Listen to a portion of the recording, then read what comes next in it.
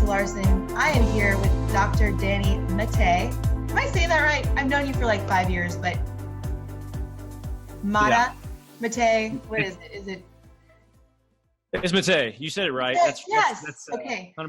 Yeah. So I say my own family's names wrong occasionally. Right. So I'm here with Dr. Danny. I want to give you a little background on how I met Danny. And this whole season is about building how companies have become resilient. Because building your own company, running your own company is not easy. And it takes a resilient mindset and human to do it. And humans, team. So I've been very impressed with the way Danny and his wife actually have built their company. So they run a company called Athletes Potential, and Danny recently started PT Entrepreneur podcast and basically methodology about helping young PTs figure out how to run their own cash pay practices, which is incredibly needed. But I met Danny. So Danny was former Army. I like to say former Army, even though you guys don't say it like that. Like, I'm a former Marine, so former Army, I'll give you that. I don't give him too much of a hard time for it, but I met him through Mobility WOD. We did our first MWOD summit up at San Francisco CrossFit with Kelly and a few other chosen PTs. Super awesome summit, one of my favorites. One of the only ones I was able to go to because I think the second one I was pregnant and other things were going on. But yeah, so I met Danny, we immediately connected, and especially over the whole military thing and the transition, and come to find out he was an Army PT and transitioning out around the time of the summit, or just transitioning, looking for that next step. And I was filling him in on, well, my husband and I are running this company, Movement RX now, and it's just getting going. It's cash pay. And so we were able to mastermind for a while about building this practice, what it looks like. You guys had kids, you had one kid at the time, one on the way. So that was 5 years ago now. You've accomplished a crap ton in the last 5 years, and knowing who you are, like knowing you in person, it's super honorable to get to have this time with you and chat. So welcome, Danny.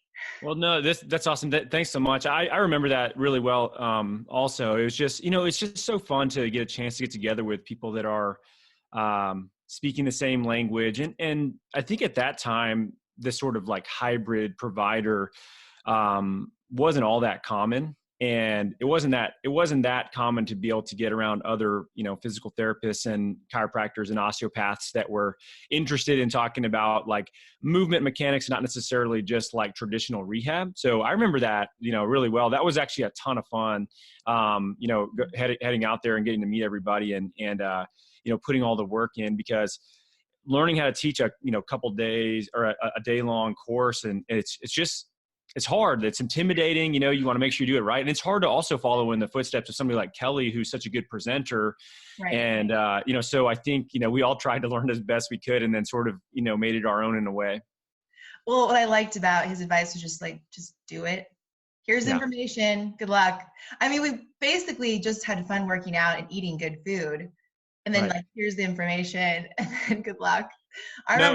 You're right. I remember going and getting freaking, Kung Pao chicken, and this the only reason I got this is Kelly's was like, yeah, they've got like this great whatever Kung Pao chicken bowl, and make sure you get 5 eggs on top of it, So I'm like, okay. Yeah. And then the next thing I know, we're like training after lunch with like Kung Pao chicken plus 5 eggs in my belly. It wasn't awesome, but he'd eaten the same thing. I don't know how he just held it in so well. That's what he does well. I remember doing the MWOD, one of the videos with him, and Jamie Takanen, how do you say his name? Yami, Yami. Yeah, sorry, Yami. So I remember doing a video with him, and he does the whole is this sketchy language? Yeah. And I was so nervous. It was like the first video I'd ever been on with him. Yeah. That I said, yeah, this is super sketchy. And I remember he kept mobilizing. He's like, what she means is. I know what you're talking about. I remember that video. I was like, what are you saying? Right. It was like, you're trusting me to teach 8 hours, sweet. Yeah. Actually, my first seminar was my most memorable, I have to say. I prepared so much and almost shit my pants before. Deanna can attest to that. but it like went really well. And the people, I mean, even Johnny was in that one. Oh, Johnny, right. the producer. Yeah. Yeah. So that one was the most memorable. And that leads me to the icebreaker question for you, because I met so many really interesting people through the M1 courses. I want to know from you what your most interesting course was to teach. Could be humorous, could be whatever. You did something embarrassing, and why. Well, I think one of the more memorable moments I had was, I mean, it wasn't necessarily, it's a funny moment. I'll put it that way. This was, it was probably like my 5th or 6th course. I was in Houston, Texas. And that's back when everybody still thought Kelly was teaching the courses. So there was this couple that came from Columbia, the country, not Columbia, South Carolina. They show up to register for the course, and they're standing there and they're like, "Oh, we're so excited to meet Kelly." They've got Supple Leopard in their, like, the book in their hands. They're like, "We're so excited to meet him, and we want him to sign our book. Like, he's, really changed everything for us, and we can't wait to meet him." And I was sitting there with Andrew Killian, who was helping me that course, because it was so big. And he goes, he had to say, like, "Dude, Kelly's not here. Danny's teaching, and he's right over there." And it was really awkward. I was like, "I could sign it if you want, like, with his name, and you could tell your friends you met him, I guess." But like, it was bad because they totally thought Kelly was teaching, and it's hard to live up to that. Like, it is what it is. But yeah, I was just like, God dang, I have to really make it up to them. Yeah, I'm sure you did.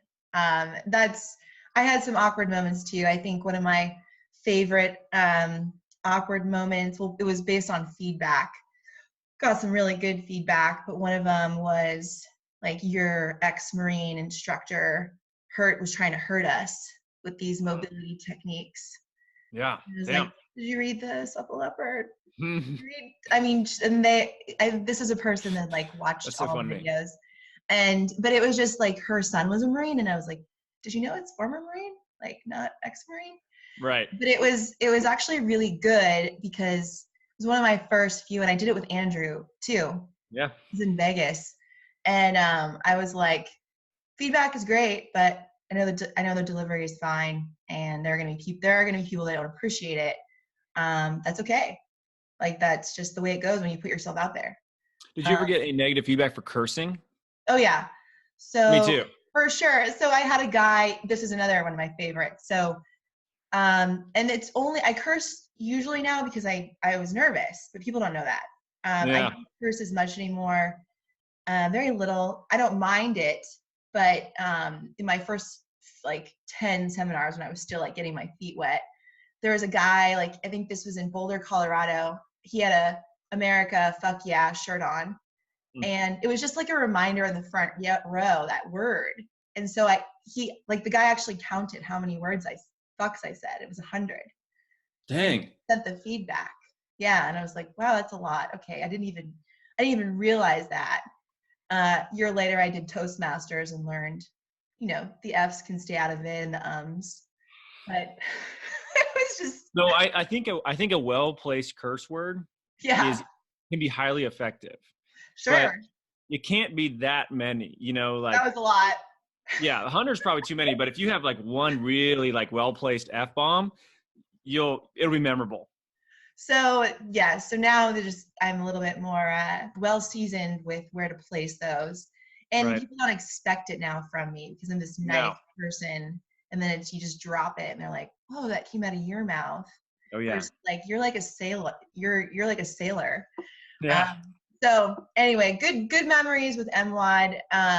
Let's get into the meat and potatoes of this though now.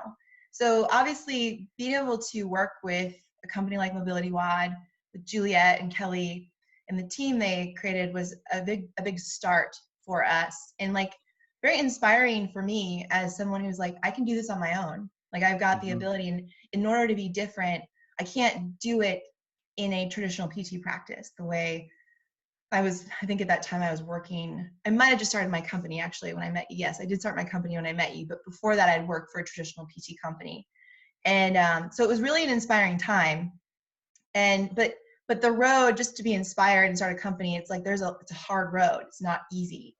Right. And so for you, you started off in the Army, and you had to transition from the Army, and that whole transition period for any military member can be good, bad, or ugly. depending on you and your tribe and like your family and supportive environment, your physical health. So I want to know, as an Army PT, what that transition was like with a kid and a wife starting a new company.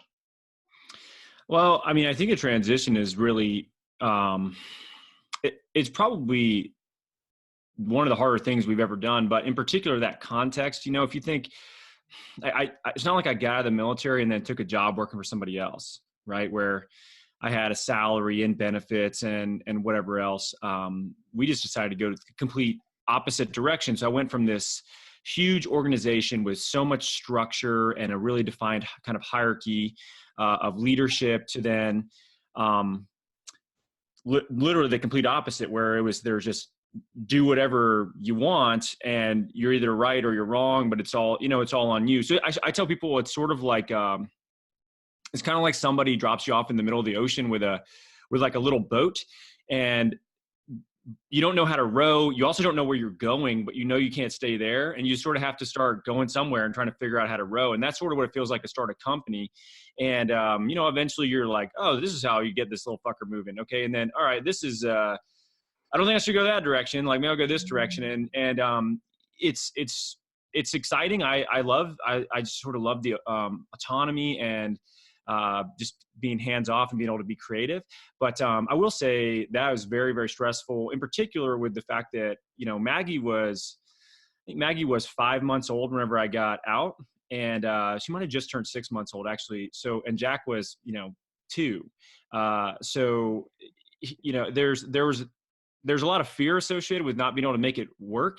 But, I think that the fear, honestly, sometimes fear is a really good driver of, doing more than maybe you think you can. Because I look back, I looked at the first month that I was out, so I taught 3 weekends for Mobility WOD. I think I only had maybe like 15 to 20 people that first month that I saw on my schedule. But then I taught like 7 local events as well. And then I had all these people that I met with, and it's crazy how many hours you're willing to put in, but it's because of the fear in some ways of not wanting to fail. So the transition was a little bit challenging. And honestly, like, I like the military a lot, but looking back on it, I definitely don't fit in that sort of an organization very well. I always sort of had a hard time with not being able to make changes quickly, not being able to implement things that I thought would be better, and having to like go through all the red tape. And it was very frustrating for me in some capacities as well. So, for me, this is the only way that I'll ever sort of function anymore. I can't imagine going back in. Can you imagine, No. like, how would you do? I don't think I would do well. Not, I think I would do better. I think I would be a great leader. Not like to my own harm, but I think I would be a more effective leader now. Knowing what I know, Sure. I don't want to be part of a bureaucracy. Like, that's because you can't get things done fast. Yeah. So that's the hard part. Like, we're in a position where we can make changes quickly. Mm-hmm. You have to make smart decisions, but like, there's no freedom in it. There's no freedom in the military. Yeah. So, so you're in this boat and I can totally relate. Fear is a total motivator. And anyone starting off on their own who's supporting a family, who's like, okay, I got to make this work, can relate to that. Because I did. It was like sink or swim. I didn't have a choice. I can't get around. I can't spend half my day on my phone looking at Instagram. Like, No. I need to produce. And that ability to just make things happen, like, it's not for everyone. I don't know if you know the stats of people starting their own business and failing, actually, because they can't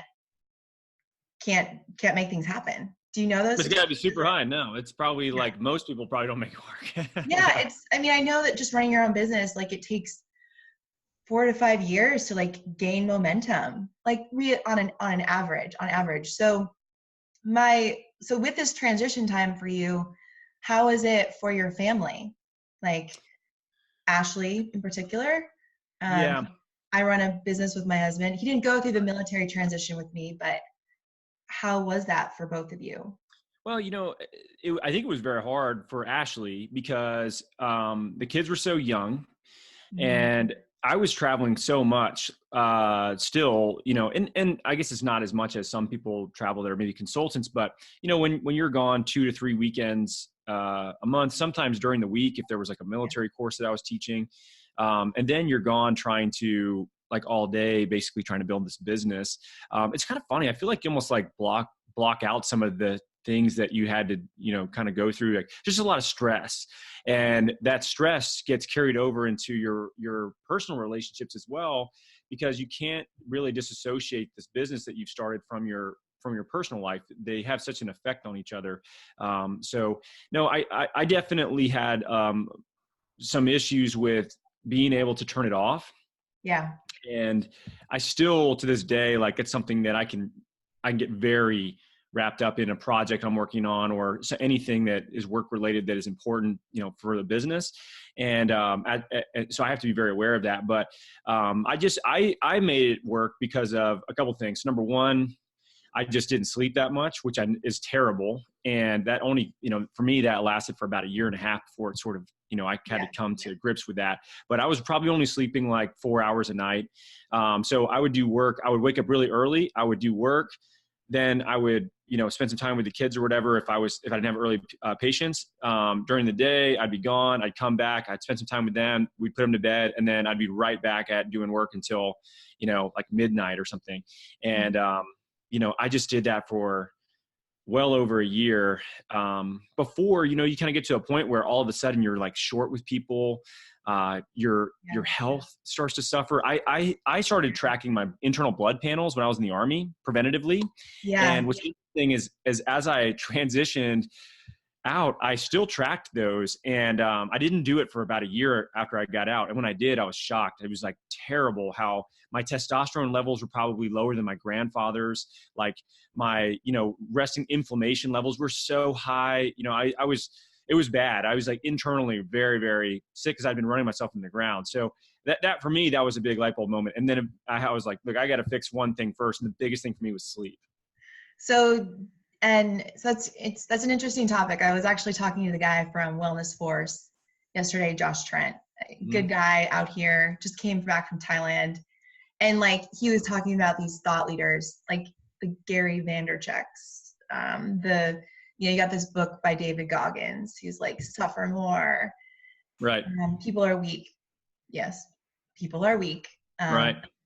Truth, but suffer more and don't sleep and hustle all day long. And it's like, bro, just wait till you're like 55. And have you taken your blood work recently? That's like what I want to say. Slowly we'll be saying more of that myself, putting it out there. But like, you as a health professional, like intuitively know, this can only last.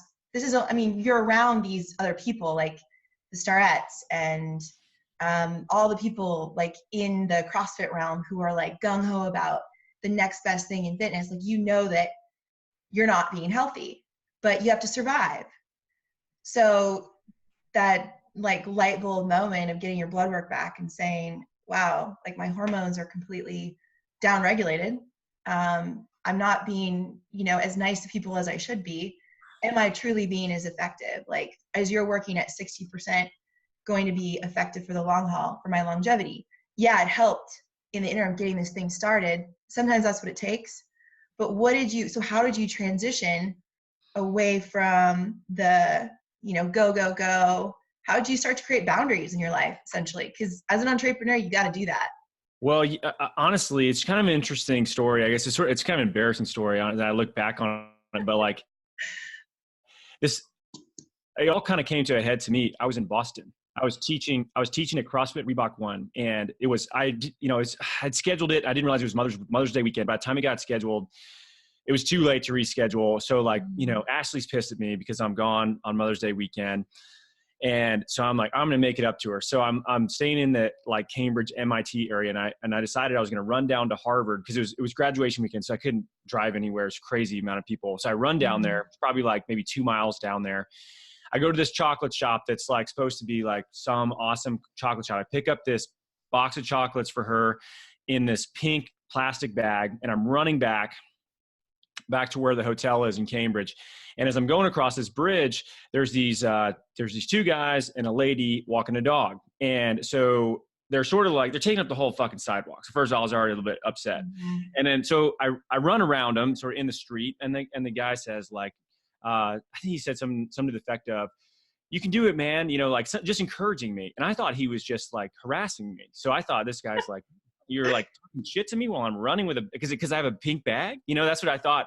So I stop. I throw the bag of chocolates on the ground on a bridge in Boston, and I get right in this one guy's face. And I said, "What the fuck did you say?" And he goes, "I was just encouraging you. It's like a nice night for a run." And instantly I realized these people were literally being nice, and I thought they were, giving me a hard time. I pick up my bag of chocolates, don't say a word to them, and just take off. And on the run home, I was like, dude, something's wrong. I call Ashley when I get back to the hotel. By the way, I ruined her chocolates because I threw them on the ground. And so I call her and I go, "Something's wrong with me. Like, I literally just tried to fight like this hipster on a bridge that was encouraging me for running, and I don't know why." And she was like, "You've been an asshole recently. That's why." She's like, "You need to get some shit figured out, because like you're on edge all the time." And so for me, like, it took this really sort of like crazy experience, something that that's not the kind of person I really am. I'm not going out of my way to like pick a fight with anybody. And I realized, I was like, okay, I got to get some objective measures. Something's wrong. And that's when I really decided, like, okay, the number one thing I have to fix, what's the first thing I'm going to start with?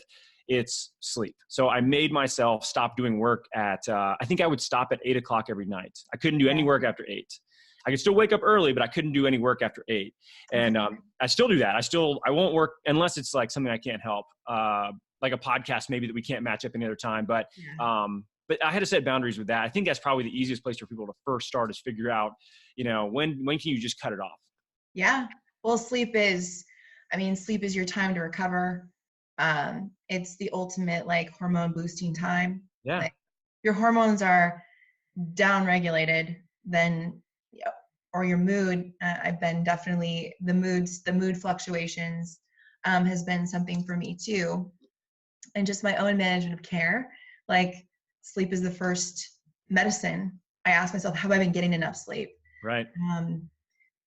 Having kids, like, do you find that you're like, realistically, yeah, I'd love to get 7 to 9 hours, right? Like, typically 8 is a sweet spot for me, and I do get it 4 days a week, but not when my kid was a newborn. So how do you do that? How'd you do that with a family? Well, do you have shifts? Like, this is real. Well, by that time, so we were really fortunate. Like, our kids are really good sleepers, and they pretty much slept through the night by the time they were probably like 3-4 months old. And that's nice. I know, it's really, I don't even like tell people, because it's sort of frustrating if they're like, I'm a year into this and they're still waking up. So that was very fortunate. It wasn't for lack of, for them, it was really just like self-administered. I would just, I would just work. And, what I found too, what's really interesting is like this, we think like it's about volume of time versus efficiency and how much work you're getting done in a period of time where you're actually, mentally there. And I'm not a very smart person late at night anyway. Like, my mind doesn't work that well. So I didn't lose any efficiency. If anything, it made me be more efficient with my time, just by doing that. So, the kids didn't have as much of an effect on that. When they're sick, they still wake you up. Like, but they usually, honestly, they'll go wake up Ashley. I don't know why they don't wake me up, but they go straight to her side of the bed. Like, Mom. Yeah, they want mom, not dad, when they're sick. And but then sometimes Ashley will like punch me and I go take care of it. But usually they go straight to her. Nice. Yeah, the whole sleep thing has been, so with all of the help, I've done a lot of mental health therapy, and I'm proud to say it. Like, I do preventative work all the time, but the first thing that the biofeedback therapist I work with asked me like 6 years ago was like, how's your sleep? And that's the first thing I started to fix. But it was really hard for me, because you think running your own business, there's that fear. I have to figure out, like, there's so many things to set up. There's like 60 steps to produce one thing. So, and I was the only one, at the time, before my husband was brought on. So it was like, I was almost fearful, like, what I wasn't getting done when I wasn't sleeping, when I was sleeping. So, but that was something that, it's like I had to trust that, okay, I need efficient sleep. So my room's got to be dark, earplugs in if it's not my night on baby duty. We actually have baby duty. Oh, wow. Like, Okay. fire watch. Smart. It's Firewatch. Nice. Firewatch. It's the best. So my way of waking up is like the blood curdling scream at 5 for like milk or hugs. And then he goes back to sleep after a little bit of that. Yeah. So then, but yeah, when I'm not on baby watch, sleep is great. But that is one of the first things that, that helped me fix my mood fluctuations and energy, and like being able to shut down. Another boundary is just shutting down at a specific time, like giving yourself like one time versus in the morning I got to start at this time and in the evening I got to start at this time. Making it simple is a great strategy. Yeah. But what about just in terms of your training too? How did you fit in training with building a company? I mean, if your testosterone levels are low, right? Like adding more training on top of it, training can become just a stressor in the end. Like if you've got your company, your kids, stress on top of stress, like physical training is just going to add more to it.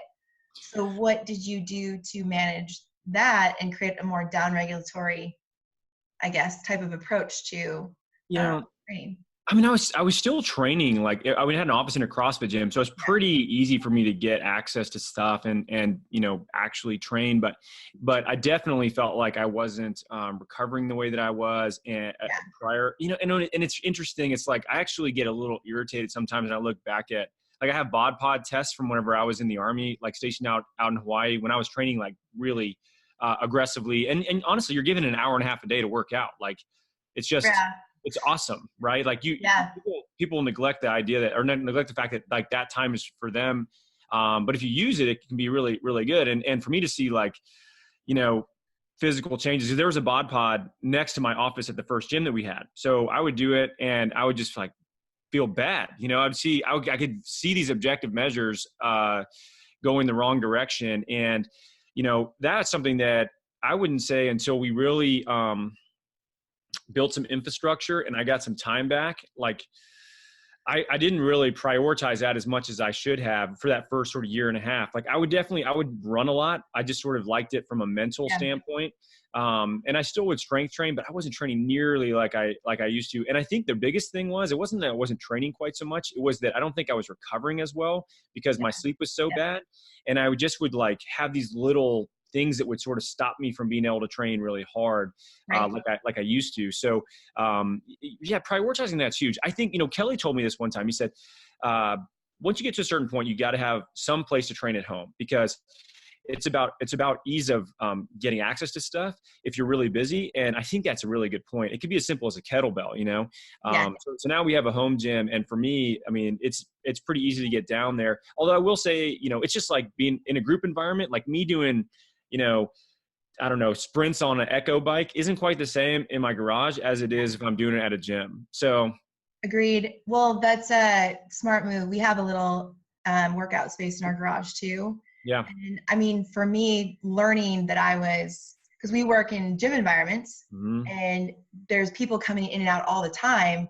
So not only, adding in the sleep and then structuring, like my training time is actually a scheduled time. Like this is, nobody's bothering me. I have to throw my phone away literally. Like, I just put it under the pillows upstairs and go down to my garage. That's funny. Or there's a hot yoga studio right down the street. Nobody knows me there really. Yeah. So I'm kind of like in my own space.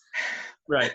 But I found that I'm introverted as well. Like I didn't know that. That was also leading to my burnout. And while I thought running my own business, this was super rad. I'm getting clients, I'm building this business, I'm busting my ass, but then I was like burning out still. I found, and those 8-hour seminars, really awesome, but also led me to like be exhausted energy wise. Because people at those seminars, it's like, you're there like 12 hours. Oh yeah. And that's back-to-back days. Plus you think of one-on-one patient care, plus trying to build a business. Like it was exhausting. And so when I realized, I read the book Quiet, super helpful for me to be like, wow, I'm not crazy. I have a quiet nature. I need to give myself that energy back. That's what shifted my perspective, was how am I going to build this business to respect that? So building my own little gym at home, becoming more of running the business helped me. like make that transition. But then I needed to bring on Pear, my husband, Yeah. to help me. But by no means was that shift easy, but I'm glad I did it because now I have the energy to give to the world what it needs. But I also had my run-in with downregulated hormones and poor vitamin D levels and B Yeah. levels, and was like, wow, I'm a healthcare professional and Hmm. I'm struggling.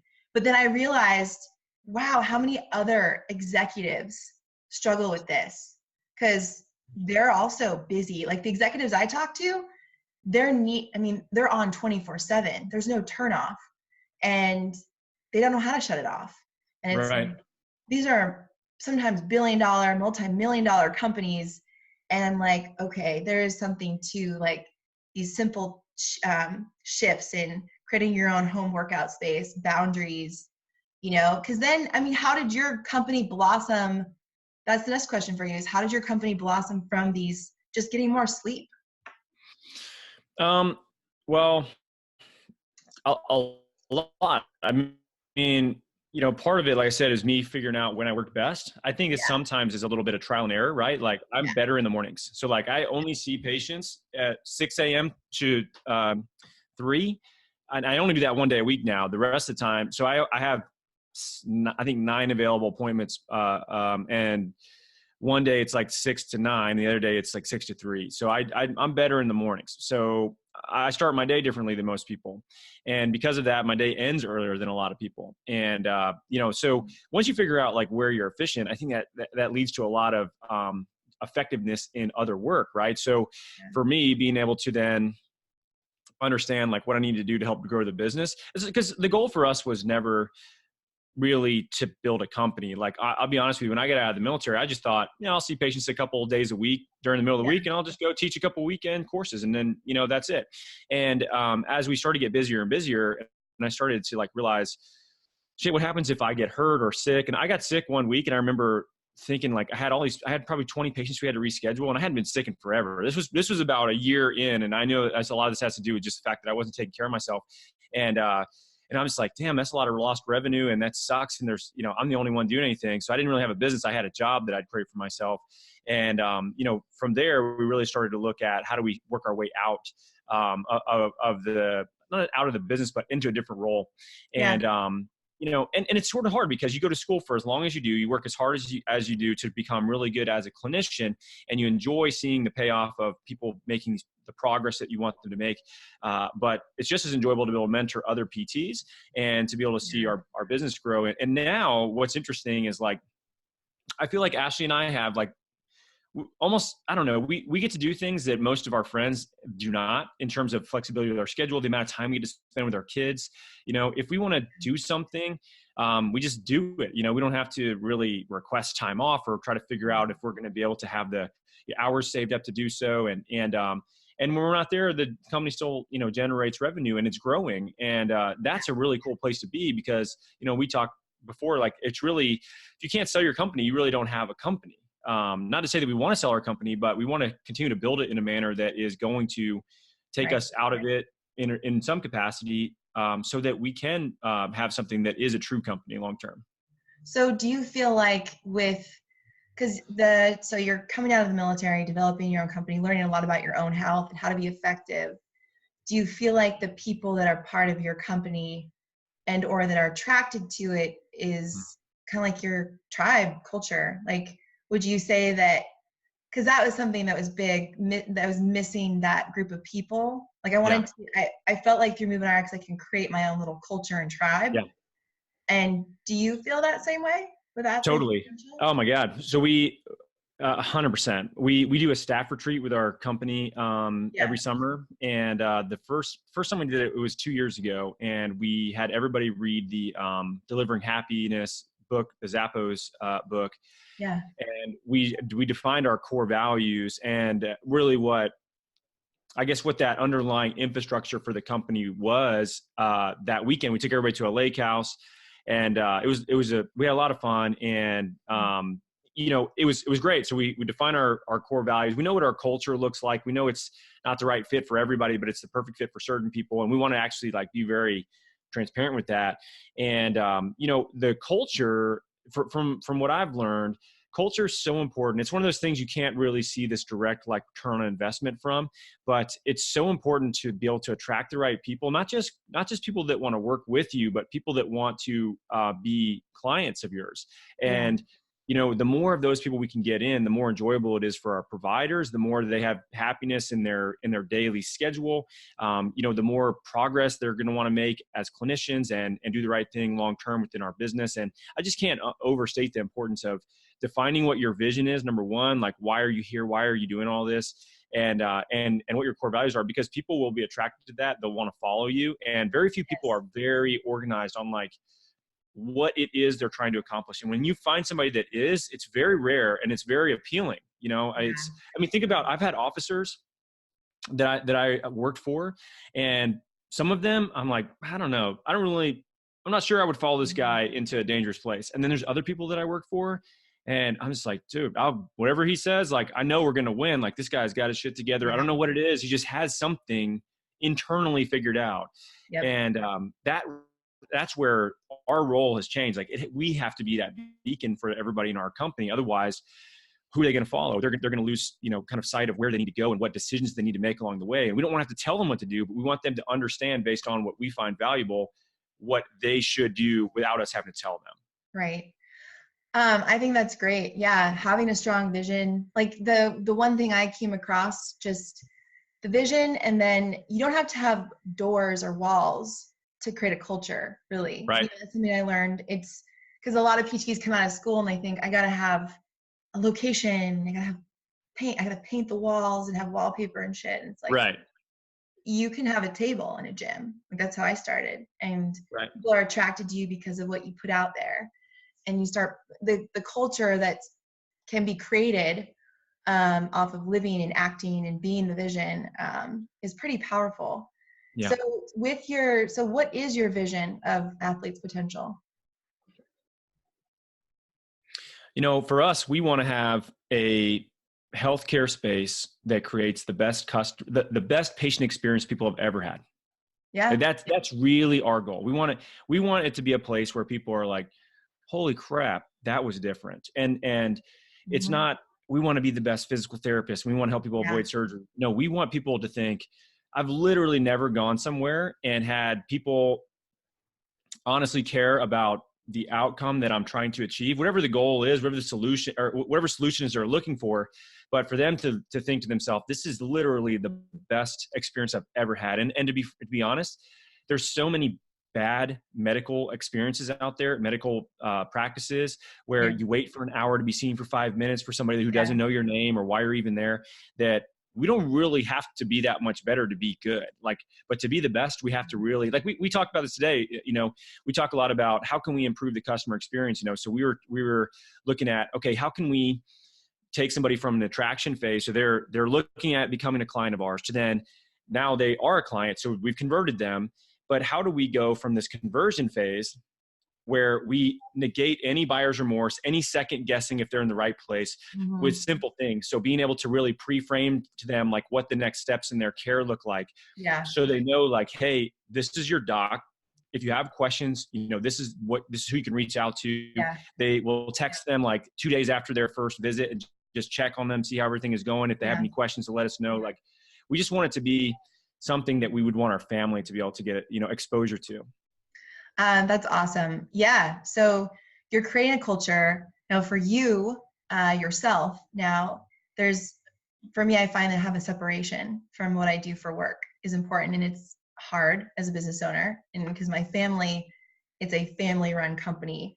The people that work in my company are like family to me.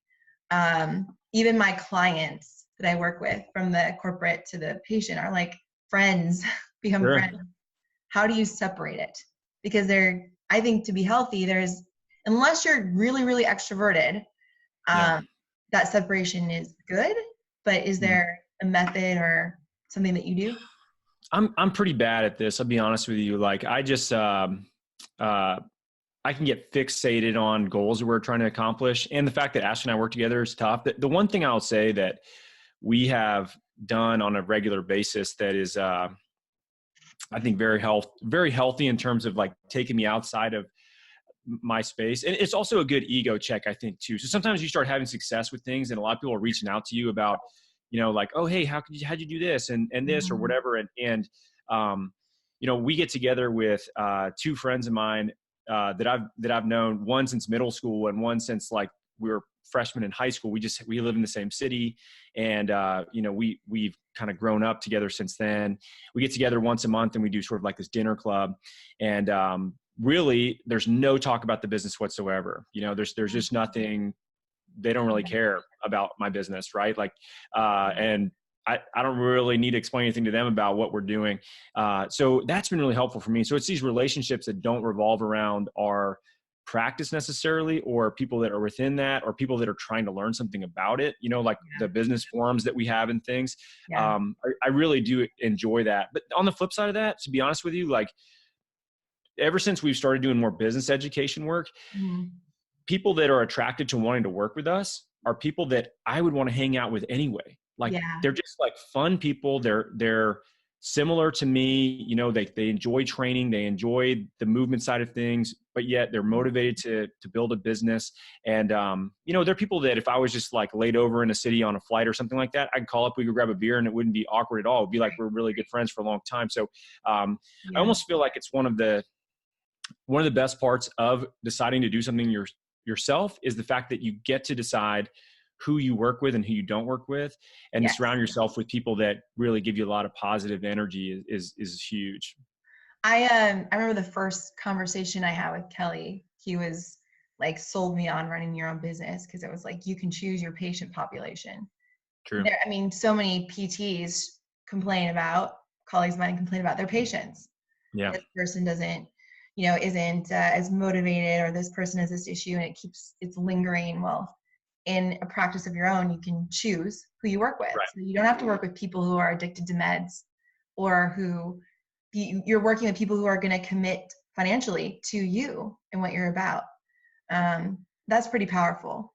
I found my husband and I like to salsa dance. So that's what we do. We do some salsa, bachata, just different things that in a community that doesn't could give a crap Yeah. what Sure. we do in the community. And that's been really nice. Beach volleyball, that's another one. Like just getting active in sports. Yeah. Again, I think especially being a new mom and trying to figuring out, like I finally figured out how to get involved in team sports again, and making time for that. And I've learned like with Per and I, we have baby watch. Sometimes the baby will come to the beach and we'll take turns, or he'll stay home because the beach volleyball is more my thing. But salsa dancing, we just hire a babysitter.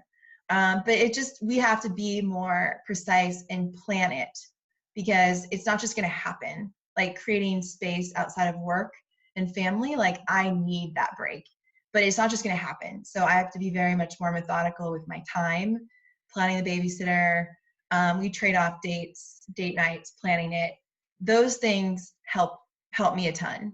Just separate, because then it gives me, as an introvert, that much more energy when I do dive into my work, which is also not early morning. That's usually my self-care time, but like those first hours of work, I'm much more effective.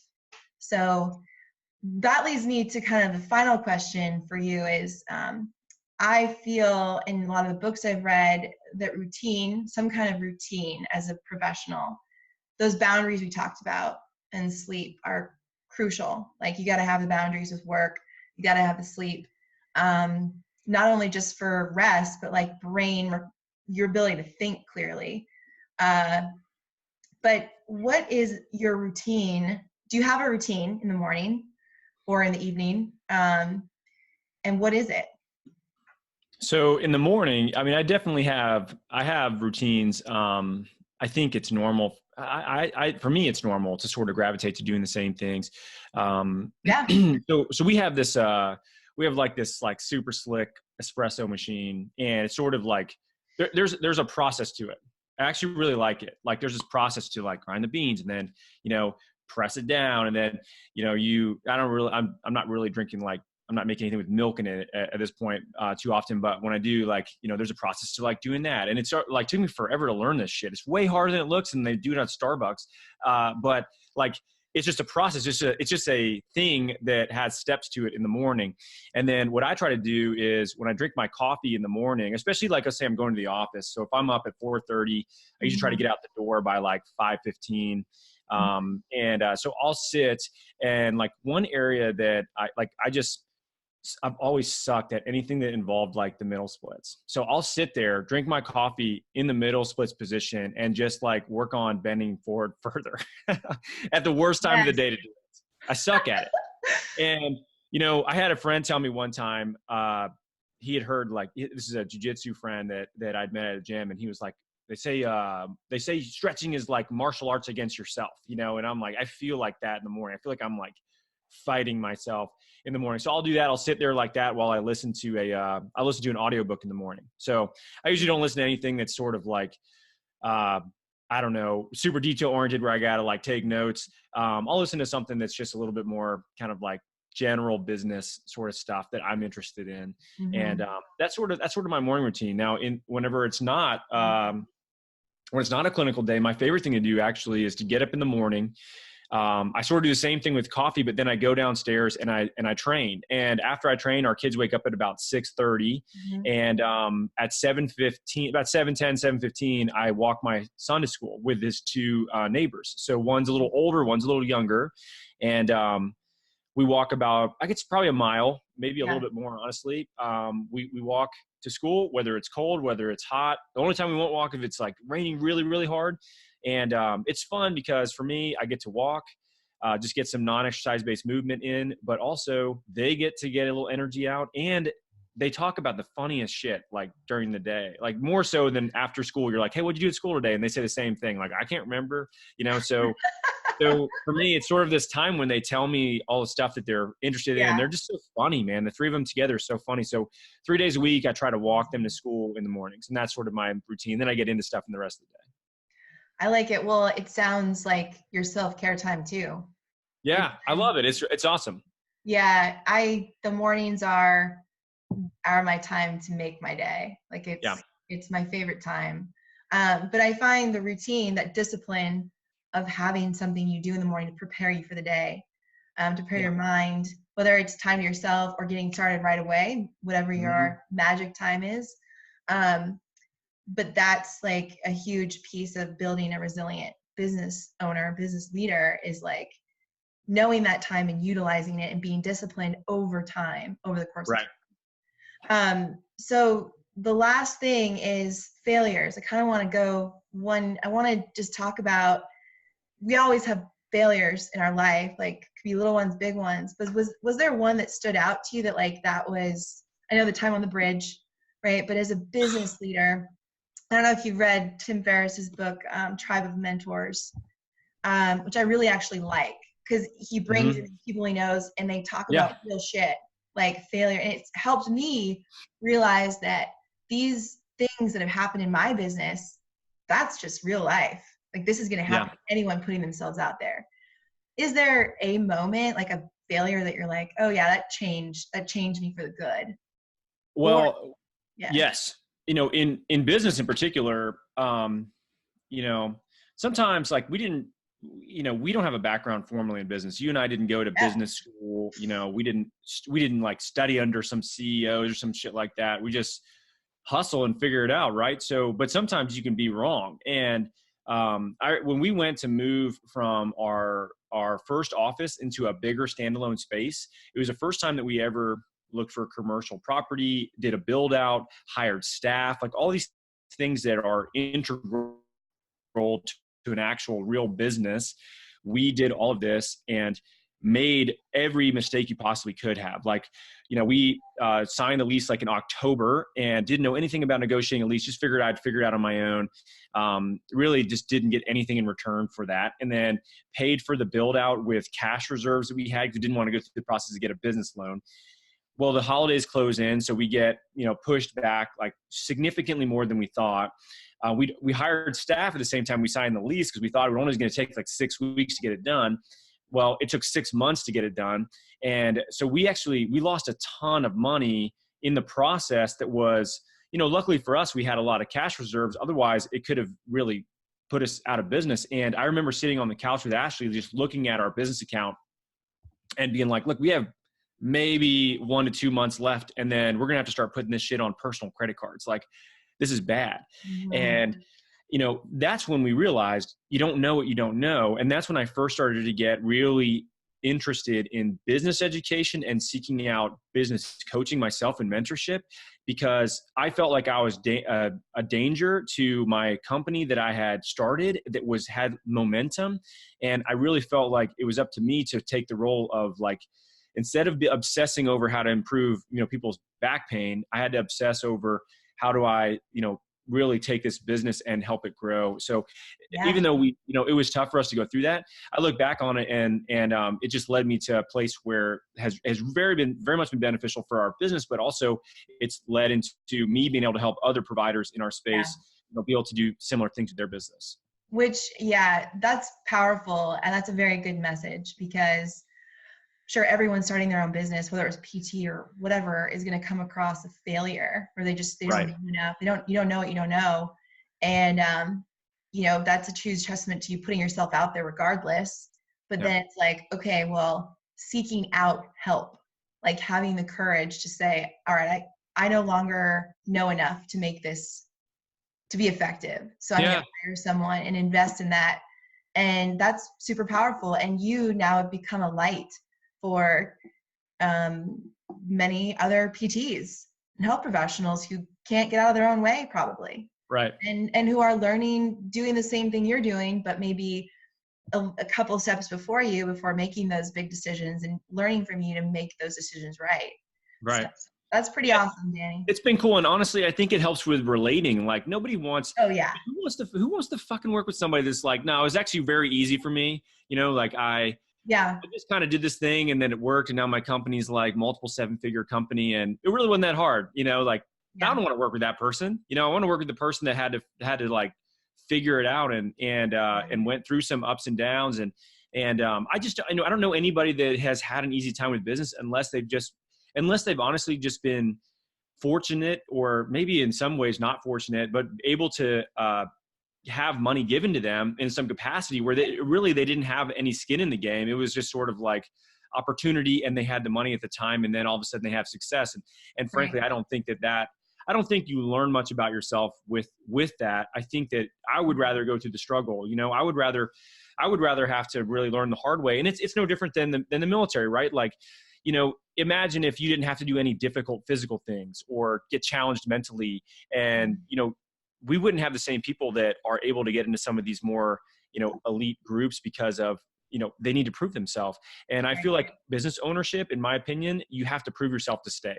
And if you want to stay, you got to put the time in, because things change, people change. It is a difficult environment. There's always, I talked to Kelly about this the other day. I was like, do you ever feel like the sort of like low level amount of stress associated with having a business ever goes away? And he's like, no, you just get more comfortable dealing with it. Pretty much it. Well, it's just using the appropriate boundaries. Right. All those like physiological things that you do to help yourself, help you manage it. Yeah. I think that's super powerful. I think that having money, depending on who you are, you come from old money, maybe, or just have a lot of capital, it can be a crutch in a way. Totally. I mean, I had a PT colleague who, parents had a lot of money. Anytime she got in a crunch, just parents pay. Right? It's like, okay, well, now you really are not fending for yourself ever. So you're kind of stuck in this rut of worrying about hours, but you're not, like, if you don't get enough hours in a month, you got daddy to run to. Yeah. That is living in LA and San Diego. I've come across, not just saying women do this, but it's a crutch. If you rely on just parents' money that's available to you, like being able to work hard and have some skin in the game, and be smart about working with the right people and learning, is key. So thanks for sharing, Danny. No, for sure. I mean, I appreciate you asking that, because I think that too many people just want to talk about these successes, right? Let's highlight these successes, these things. But what we don't remember is the fact that, like, more often than not, success just comes from not giving up when something gets difficult. It would have been very easy for us to be like, you know what, screw it. Let's stay small. We're going to break the lease. We're not going to do this. I'm going to stay in this little office and we're just going to be me. Yeah. And that would have been probably like the biggest thing we would have regretted, over the last 5 years, just like not actually moving our business in the direction that we knew because we made some mistakes and we were scared. Yeah. Well, I think that people appreciate being able to relate. Like, I'm sure people look at you and they can say you have everything together. Like this, you have lived this perfect life. You have kids, you have a wife. This is something, this happened with me. And I've talked to Kelly about this too, actually. It's kind of I sound things off of him a lot. Yeah. He's like, think about it. You got a business, a family, a book, like you got a podcast now, like you're doing things that people look at like, oh my God, how do you do it? And you're like, dude, it's just from not giving up. Yeah. And I failed many a time, but those failures, I just had to try to look at them and say, why did that happen? And learn from it quickly. And who do I need in my life to help make sure that doesn't happen again? Right. Or what do I need to shift in my own character, my life, to be more effective so this doesn't happen again? So those are great learning pieces. And I think resilience too, like it doesn't come without really hard times, but you going from the military and like creating your own tribe, right? What would happen if you didn't create your own tribe? What would you be doing? Maybe CrossFit community would be that, but like you took it upon yourself to just say, all right, I'm going to create my own. And that's giving you life. People need that tribe somehow. Like a PT just being on their own, I'm sure you teach about this, just being on their own and isolated in a box isn't healthy. Like getting involved in the community to build their reputation, getting out and talking and using their voice, connecting with like-minded professionals, not just ones that you look up to, but ones that you look up to, matter. So thanks for all this. This is an exciting season because I get to talk with many business owners who you look at like, oh my God, they're amazingly successful monetarily or, family-wise or travel, whatever. And they've gone through some hard shit. Yeah, so totally. This has been great. I really appreciate it. This was fun. I've been on a lot of podcasts. This is some of the best questions I've ever had. You're a natural at this. Thank you, Danny. Well, I've learned from some of the best in the business. I've been on your podcast a couple times. That's right. Practice. So everyone, where can we find you, Danny? I mean, we're going to put all this stuff in the show notes, but give us a download. Sure. Yeah. Easily. I mean, our practice, the name of our practice is Athletes Potential. So it's athletespotential.com. I'm pretty much the most active on Instagram. I just kind of find it the easiest for me to, interact with people, and I can be a little more consistent on that platform. So it's Danny Matta PT, is where you can reach me there. And then, if you're interested in some of the business stuff, like you don't necessarily have to be a practitioner to get something out of the business podcast that we have. Or I really think it's anybody that's a service business could probably benefit from some of the information we talk about. But we have the PT Entrepreneur Podcast, which is we do a Tuesday and a Thursday episode. So we're well over 100 episodes released on that now. I think we're at like 150 actually. Yeah. And if you're interested in the business side of stuff, I would listen to that. If you're not interested in the business side of stuff, don't listen to it. It's not for you. Thanks, Danny. You got it. We'll have that all linked up. Thank you for your time. Always good to see you. And we're done.